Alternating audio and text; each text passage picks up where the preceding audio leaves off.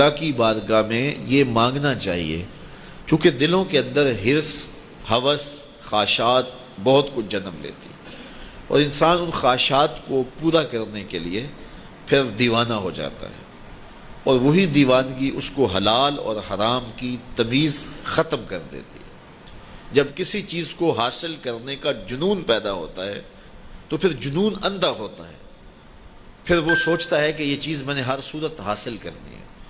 تو اس کو حاصل کرنے کے لیے پھر وہ قدروں کو پامال کر دیتا ہے، حقوق کو پامال کر دیتا ہے، شرم و حیا اتار دیتا ہے، حتیٰ کہ وہ اللہ کے بتائے ہوئے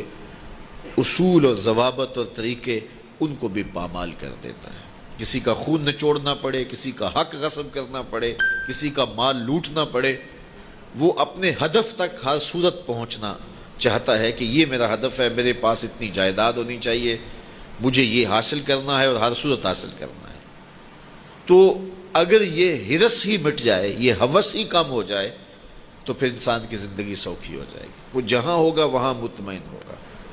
تو اللہ کی بارگاہ میں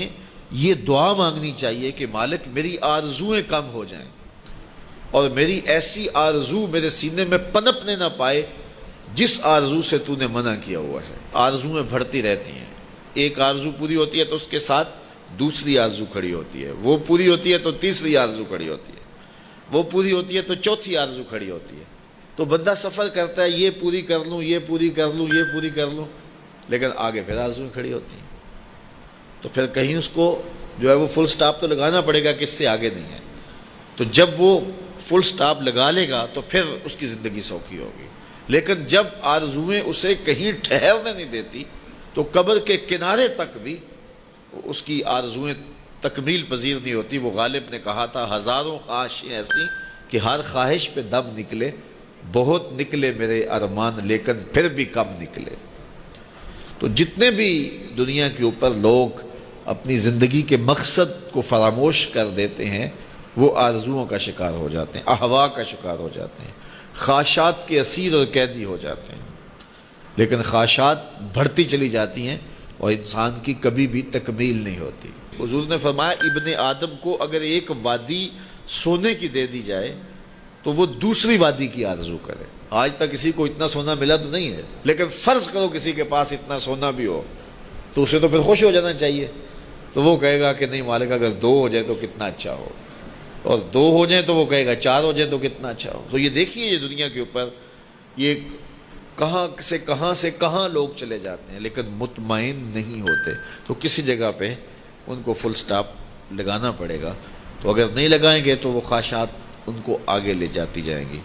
تو اللہ کے محبوب علیہ الصلوۃ والسلام اللہ کی بارگاہ میں یہ دعا مانگتے اور ہمیں تعلیم دی یہ دعا کہ اے اللہ، میں تیری بارگاہ میں خواہشات اور برے اعمال اور برے اخلاق، جن چیزوں سے تو نے منع کیا، ان سے رکنے کی دعا کرتا ہوں۔ دنیا کے معاملے کے اندر آپ یہ آرزو رکھیں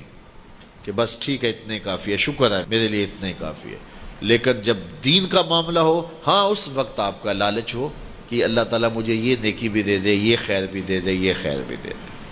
5 نمازیں پڑھتا ہوں، اللہ مجھے تہجد بھی دے دے۔ پھر کہا مالک تو مجھے 7 روزے رکھنے کی توفیق بھی دے دے، صدقے کی توفیق بھی دے دے، تو پھر آرزو بڑھتی رہے صدقے کی، خیرات کی، نیک اعمال کی۔ لیکن یہاں ہم جب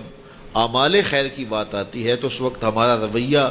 یہ ہوتا ہے کہ اگر فلاں بخشا گیا تو ہم بھی بخشے جائیں گے، فلاں تو نماز بھی نہیں پڑھتا، میں تو پھر 5 پڑھتا ہوں۔ اور جب دنیا کا معاملہ آتا ہے تو پھر ہم اپنے جو ہے وہ آگے دیکھتے ہیں کہ فلاں کہاں پہنچ گئے، ہم کتنے پیچھے رہ گئے۔